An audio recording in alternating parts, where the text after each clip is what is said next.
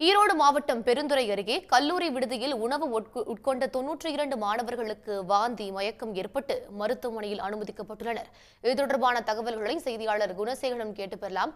குணசேகரன், கல்லூரி விடுதியில் உணவு உட்கொண்ட மாணவர்களுக்கு எப்படி இந்த உடல் உபாதைகள் ஏற்பட்டிருக்கிறது? விவரங்கள்.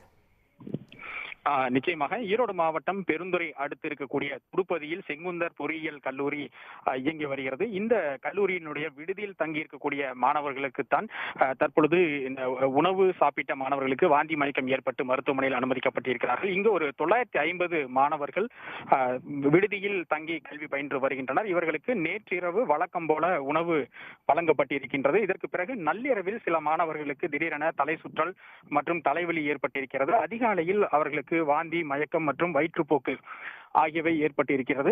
ஒரு 100க்கும் மேற்பட்ட மாணவர்களுக்கு இது போன்ற உபாதைகள் ஏற்பட்டதை அடுத்து உடனடியாக கல்லூரி நிர்வாகத்திற்கு தகவல் மாணவர்கள் கொடுத்திருக்கிறார்கள். அதற்கு பிறகு கல்லூரி பேருந்திலேயே இவர்கள் அனைவரும் பெருந்துறை அரசு மருத்துவக் கல்லூரி மருத்துவமனைக்கு இவர்கள் அழைத்து வரப்பட்டார்கள்.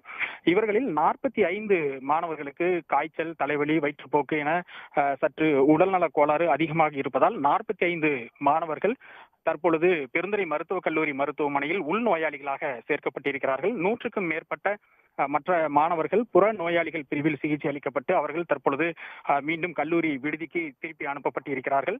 கல்லூரி விடுதியில் உணவு சமைப்பதில் சுகாதார சீர்கேடு ஏற்பட்டு உணவு ஃபுட் பாய்சனிங் ஏற்பட்டதன் காரணமாக இது போன்ற உள்நல பாதிப்பு ஏற்பட்டதாக தெரிய வந்திருக்கின்றது. இது தொடர்பாக தற்பொழுது ஈரோடு மாவட்ட உணவு பாதுகாப்புத்துறை அதிகாரிகள் செங்குந்தர் பொறியியல் கல்லூரியில் ஆய்வு மேற்கொண்டு சோதனை நடத்தி வருகிறார்கள். இந்த சோதனைக்கு பிறகுதான் இதுபோன்ற கல்லூரியினுடைய விடுதியில் உணவு சமைப்பதில் ஏதேனும் குறைபாடுகள் இருந்ததா, மாணவர்களுக்கு வழங்கப்பட்ட உணவு ஏதேனும் கெட்டு போயிருந்ததா அல்லது நச்சுத்தன்மை வாய்ந்ததாக இருந்ததா என்பது எல்லாம் அதிகாரிகளுடைய இந்த ஆய்வுக்கு பிறகுதான் தெரிய வரும். கல்லூரி மாணவர்கள் 100க்கும் மேற்பட்டோருக்கு இதுபோன்று உடல்நல கோளாறுகள் ஏற்பட்டிருக்கக்கூடிய இந்த சம்பவம் என்பது பெருந்துறை பகுதியில் ஒரு பரபரப்பை ஏற்படுத்தி இருக்கு. உடனுக்குடன் செய்திகளை தெரிந்து கொள்ள சன் நியூஸ் பெல் ஐகானை கிளிக் பண்ணுங்க.